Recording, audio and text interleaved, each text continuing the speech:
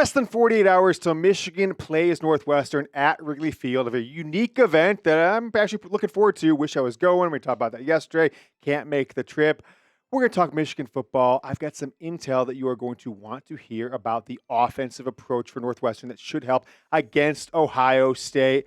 But first, maybe the most hilarious thing that has happened in the history of the internet, I think, for sports, right? At least in my opinion, one of the most ironic things, and Elon Musk, he's got two sayings. He says the most ironic outcome is often the most likely to happen. He also says the most entertaining outcome is the most likely one to happen. I think this is ironic, and for me and for Michigan fans, it is incredibly entertaining after listening to all of the Spartan bloggers and Twitter accounts, etc., and Ohio State, of course, we all know about them, talk for 2 years how Michigan was going to get hammered, vacating wins, all this stuff. Who gets hammered? That is Michigan State. It came out while we were filming yesterday's show, so I didn't want to redo the whole show. I had a good build-up for you guys with the injury stuff, with the Big Ten stuff. Ohio State, they're next, Jack. I'll tell you what. Ohio State might be next. That whole Quinshon Judkins NIL thing, they may be next. But for now, it's Michigan State. After Michigan got no vacated games, and frankly, the biggest slap on the wrist in college football history against the allegations, Michigan State, for something I forgot they were being investigated on, 3 players that were ineligible that they played over the 2022, 23, and 24 seasons, all of those wins are now vacated. The funny part, the ironic part, the part that you just want to poke your little Spartan friends and tease them about is the fact that over 3 seasons, 22, 23, 24, they only had 14 wins. And Jack, I'm not a mathematician, but I think 15, the amount of games Michigan won in 2023, the year everyone says, oh, Stalions this, Stalions that, where he wasn't even involved in the program after the first 3 or 4 games when this whole scandal broke out. The fact that Michigan more wins in 1 season than Michigan State had while they were actually cheating, actually using ineligible players, and now they have 0 wins in that setup. We're going to talk more about Michigan State, but I do want to ask you guys, we do this about once a month. It helps keep the show flowing in the YouTube algorithm. We are publishing this video at 4 o'clock Eastern on Thursday. So if you're watching it between 4 and 5, give us a like in the video. If we get 100 likes in the first hour, we crack the code with algorithm on YouTube. If we get 100 likes in the first hour, YouTube will show this video to twice the amount of Michigan football fans. So help spread the gospel. And of course, make sure less Michigan State fans, who I know are going to be in the comments talking trash, watch today's video. End of the show, we're going to have a poll question for you, an audience question. I'm going to give my answer, but I think you guys actually have to answer it. So if you can't watch the entire video today, scroll to the last minute or so, answer that question, because I really want to hear what you think. I think you're going to want to hear what I think on this question as well. So let's go to Michigan State, what actually happened. Used 3 ineligible players, which frankly were not announced, and I'm not sure why they're protecting them, but they were brought in and played in the Mel Tucker era of 2022, and then he was fired for the whole rubbing his inner thigh while on the phone with Brendan Tracy in 2023. Interim coach in 23, Jonathan Smith in 2024. One of those 3 players played at least in all seasons, but they're not releasing the names of the players. They're not telling you what games they played, but they played. So program's now on probation for 3 years going forward. $30,000 fine plus 1% of their 1.5% of their annual budgets, plus unlisted and unknown recruiting violations, kind of like less visits, less on-campus stuff, yada yada yada. Shouldn't be a huge impact, but it does make a difference. But the 2022 through 24 seasons do not exist for Michigan State. 1.5% of the budget, right? $58.6 million last year. So you expect it to be in that range, maybe 60, 61, 62. If it was just 1.5 of last year, $879,000 plus the 30, we're talking about $909,000 they got fined for, frankly, one of the top 5 cheating scandals in the history of college football if you have to vacate 3 years of wins. But how about this one? Fate loves irony. Irony loves fate. Michigan State fans, Ohio State fans, everybody's just, oh my gosh, Michigan's Connor Stalions was on the sidelines in disguise, goatee, helping Central Michigan try to beat Michigan State the day before the first Michigan game in 2023, the national championship season, Friday night in Spartan Stadium. Well, the funny thing that turns out is Michigan didn't get punched for that at all. Central Michigan got some light slaps on the wrist, but as it turns out, this is one of the 14 wins over that 3-year stretch, and Michigan State has to forfeit, has to vacate the win they had on that night that they've been freaking out on for over 2 years. And it is, frankly, one of the more hilarious things I have ever seen in the history of sports. I tweeted this out last night. I think it's worth mentioning. It needs to be known far and wide that despite allegedly, I don't think it's been proven in a court of law, so we're still going with allegedly, right, Jack? We're following the law here. Allegedly, he was on the sidelines of that Michigan State Central Michigan game in 2023 Friday night game, Labor Day weekend. Michigan State, not Central Michigan, not Michigan, was forced to vacate that game. Michigan vacated nothing. The Wolverines, as always, leaders and best. Michigan State always will be known. Cheaters, vacators, just frankly a JV program at this point. I know a lot of Michigan State fans will be in the comments. I know they're going to be talking trash, making fun of me, calling me a loser, saying Michigan cheated. So make sure you welcome them to the comment section by typing cheaters, right? They will know it's for them. Type cheaters for this one. Normal videos, we don't want that. This one, type cheaters. Make a Michigan State fans day. We are going to talk about the game plan here for Michigan and Northwestern coming up on Saturday. The run-pass option started to be introduced over the last 2 games. Michigan had some success with it, certainly a lot more on the passing side than the running side. So I want to take you a little football 101. I still see and hear once or twice every single year, and sometimes more than that, over the last 5 or 6 years since the RPO became a thing, where the Eagles really lionized it in like the 2017, 2018 NFL season timeframe. Run pass option, despite what an ill-informed announcer or play-by-play guy, does not mean the quarterback has the option to pass it or run himself. It is a formation where you have a running back and a quarterback. The quarterback is reading one player. Sometimes it's the defensive end if he's going to drop back. Sometimes it's a linebacker. Sometimes it's a slot cornerback or a safety. Whatever it is, he's got an option to pass or an option to hand the ball off to a running back. If that guy crashes down, I know my receiver here in the slot is going to be open for a split second before the safety comes down. Boom, I can hit him. If that guy drops back, I know we're going to have the numbers on the passing game on that side. So when we say Michigan has been working on the RPO game, please do not listen to sloppy Sam Webb of the Blog Boys who don't know, football plays from a hole in the wall. Run pass option means hand off to the running back or make a quick pass to the zone or the defender where he could have been. The quarterback needs to make a split-second decision. Ultimately, sometimes handing the ball off and yanking out at the last second if that defender is disguising his defensive protections. We're going to talk more about that in a second, but Jack told me, he's the guy who gives the numbers on this, that crushed sales. So you guys all got a deal yesterday on the Michigan long sleeve Go Blue Jordan brand that I was wearing on yesterday's show, and this bad boy here, the Michigan basketball Go Blue Jordan brand with a little boop basketball for the O. Both sales are still ongoing. I don't think they're going to last. And sizes, right? When we start pushing numbers, a lot of you guys, if tens and dozens and then hundreds of you guys buy that, all of a sudden there's no larges, there's no XLs, there's no smalls, there's no mediums. All sizes are still available right now. The basketball one, the Michigan long sleeve right here is available at chatsports.com/Mich long sleeve. The basketball one, chatsports.com/Mich b-ball. Both were $45. The blue one is now $28. I'm sorry. Basketball one, the white one is $23. What a sale. Don't pay full price. Links to both of those are second paragraph of the description. Go now, buy, don't pay full price. So continue on, talking about the offensive approach for this Northwestern game. Remember, if you hear from the announcers of the game, right, big noon kickoff, if it's Joel Klatt, whoever it is, talking about RPO, don't confuse yourself. And you're like, there was no RPOs. Bryce didn't run a bunch of that. That's not what we're talking about here. That's not what we're meaning, right?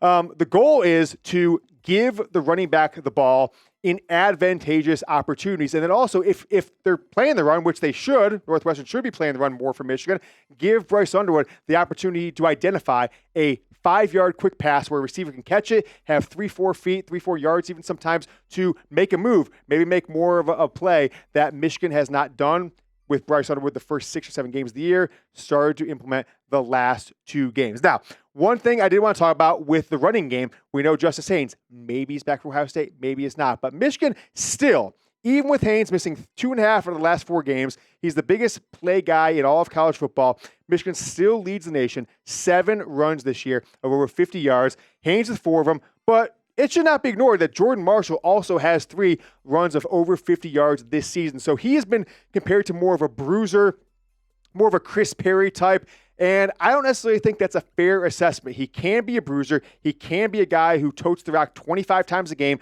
like he did 2 weeks ago, like he did, or 2 games ago, I should say, like he did the prior game against Purdue. In between there, Haynes came back, 15 carries against Michigan State. He can do both.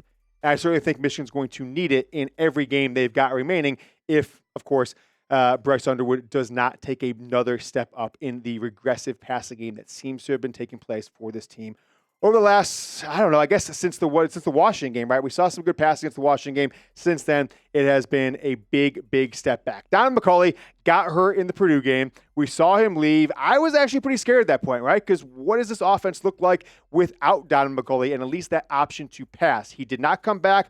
Other players stepped up. Jack, do we have right now at this moment, do we have these snaps? I just want to toss to that really quick because I think it'll be emblematic, show people what this offense looks like. If McCulley doesn't come back, right, he was in 29 snaps. Those were all early on. He typically plays the most snaps at the wide receiver position. But Andrew Marsh stepped up, played a little more than you had. Then you had Shannon Goodwin, Jamar Browder, the true freshman who dropped a pass right in his hands, and I think lost some confidence to the coach, Kendrick Bell, and then there is our guy, Semaj Morgan. So if not for McCulley, I don't think it is super impactful to this week's game plan, and I've not had any relevant or I think impactful intel on whether he's going to return or not. I think they've kept this one super tight-lipped and sealed, so we're just going to have to find out when they put the pregame injury report out a couple hours before kickoff on Saturday, or sometimes he'll be questionable. We'll see if he is on the field when Michigan takes the field first time as an offense. So we will see. I'm not convinced necessarily that Michigan needs to have a great passing game to beat Ohio State,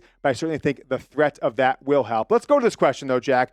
155 passing yards is the number I'm going to put up for Bryce Underwood against Northwestern. I haven't looked at what the sports books are saying with that. That's just kind of my thing. It's like, if he's over that, you probably feel good. If you said, oh, wow, he had 180 yards passing, 170, 160 yards passing, I'd probably be okay with that, given that 2 games ago we had, 86 yards passing. So give me an over or an under 155 passing yards for Bryce Underwood against Northwestern. Get down in the comments. I'm going to go over. I'm an optimist, Jack, but it's needed to see some progress out of this passing game this week. You've had 2 weeks to prepare for Northwestern. You've worked a lot on this RPO game. What we need to see Bryce Underwood not only do is the 2 things that I think he's been programmed to do, whether it was in high school or not trusting the offensive line. I'm not sure which one it is. He needs to make passes from the pocket where his momentum is going forward. From what I look at, and I haven't charted these, I would say, Jack, what do you think? 75, 80% of his passes this year have been one of 2 things. Stepping back and throwing, because there's a guy coming within 5 feet of him. He doesn't step in or avoid. He steps back and throws. Been pretty good. A lot of arm strength. Or he rolls out, usually to the right, and throws sidearm on the run. Very accurate with those, but those always come out at about 125 miles per hour. That's why there have been a lot of drops. No excuse for those drops. But Michigan needs to prove that the passing game is going to be a threat. So Ohio State just doesn't put 9 or 10 guys in the box like they did last year, which frankly worked for them until Kalel Mullings broke off that play on the final drive that got Michigan in field goal range to ultimately win the game and beat Ohio State again. Want to give a shout out to you guys. 36,000 we said yesterday. Come on, let's just hit 36,000. It's been sitting there for a while. Needed 28 yesterday. At count of going live, Jack, we almost got 100 new subscribers from yesterday. So thank you to those of you who have been along with us on the ride over the last 5 or so years that this show has been exclusively on YouTube. And really excited to keep it rolling through the rest of this 2025 season. College football playoff clearly and beyond. 2 more years at least of Bryce Underwood.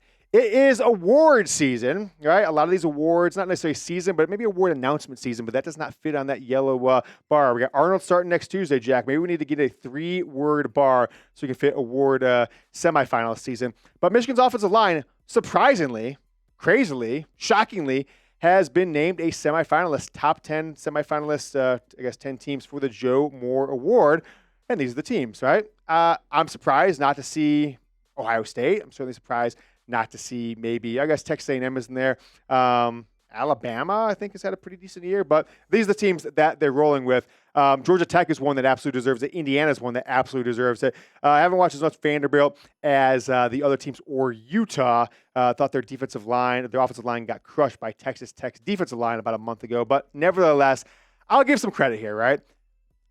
When Michigan was named just like on the watch list after 4 or 5 games. I'm not sure if you guys follow me on Twitter at James Yoder. I tweeted out a picture of Elon Musk, the famous Joe Rogan podcast, where he's smoking weed and puff out there. I put the committee, right? And it was just, a guy getting high for Michigan to be on the watch list. Now they're semifinalists. So clearly things have gotten better. Clearly, this offensive line is not the liability that it was against Oklahoma and in some parts against USC. I will give some credit here, right? We've seen some improvement. I guess I will give a lot of credit to Sherrone Moore. We all knew that, after the Oklahoma game, he had suspension coming up, that he focused on the offensive line. He was in there on those meetings, giving some adult supervision to Grant Newsome, who, as the offensive line coach, even though I think he should probably not be the offensive line coach next year, you got to give him credit if the Joe Moore Award is recognizing Michigan, which would be what? They were semifinalists the last 5 years. Won it in 21, 22, Georgia in 23. I can't remember who won in 24. Probably like Utah or somebody, Jack. So if Michigan wins this, it'll be 3 times in 5 years, with Sherrone Moore being O-line coach, offensive coordinator, and now head coach. So shout out to those guys. Maybe Grant Newsome, maybe he's turning the corner as Michigan's OL coach. Last topic I want to talk about today is everyone's favorite whipping boy. We call him backwards James Semaj Morgan. We should actually call him, what do you say Morgan backwards, Jack? It would be Morgan Nagram. James Nagram. We're just going to call him James Nagram, Semaj Morgan backwards. Will he be back or will he be benched, right? The emergence of Andrew Marsh about a month ago, we thought, okay, Semaj going to the bench. Well, no, it didn't mean that, right? It just meant other guys weren't stepping up, and they put Channing Goodwin to the bench. Semaj was still out there. He's a liability as a pass returner. He is a pass catcher. He's a liability as a punt returner. He makes no plays. Jake Butt, Big Ten Network play-by-play guy, Devin Gardner, Fox play-by-play guy, both former Michigan guys. Not a big fan of Gardner, like Butt. They've been doing a podcast together this year, right? They said last week after the Purdue game, they said, you know what? We're not going to talk about Semaj, no matter what happens on the show the rest of the year. It is unfair to the player. He clearly shouldn't be out there, yet the coaching staff keeps putting out there. We can't spend half our show every week just talking about why they're playing this guy, who frankly, I can't remember making him a single play this entire year. He's hurting the team. He's letting balls bounce 25 yards behind him on punts. He's running up and fielding ones that he has no business fielding. Every single game, a ball goes right through his hands. If I was Bryce Underwood, I know they're friends. I know they grew up together, all this different stuff. I would have absolutely no confidence in Semaj. And so only playing 10 snaps, the 6th most out of the wide receiver group, behind true freshman, obviously Andrew Marsh and Jamar Browder. Will they play him back to his number 3 wide receiver snaps this Saturday, or will he continue to get a limited look on the looks there at the position? I think if he gets a lot of snaps, there's something to be said about Sherrone Moore, Michigan's offensive coordinator, wide receiver coach, not knowing what the hell they are doing. So here is the question I alluded to at the beginning of the show. I would like you to pick one Michigan loss in your lifetime. So you can't say something from 20 years before you're born, anything like that your grandpa or your dad told you about, that you wish Michigan had won. I want you to explain why. Now, I know a ton of you guys don't have time to have this level of depth of questions, but I think for at least a good portion of the audience, something should ping in your mind, and you want to let me know. We'll pick 5 or 6 of them to talk about on a show Monday or Tuesday of next week. I mean, look, for me, the only one you could possibly say is the 2006 number 1 versus number 2 game, because I think everything from that game forward changed for a long stretch of time. Let me just kind of walk through for those of you who are young, if you're a teenager, weren't around there, your daddy didn't tell you about this game. For the last 6 weeks of the season, it was Ohio State 1, Michigan 2. Okay, cool. Michigan loses the game 42-39 in Columbus.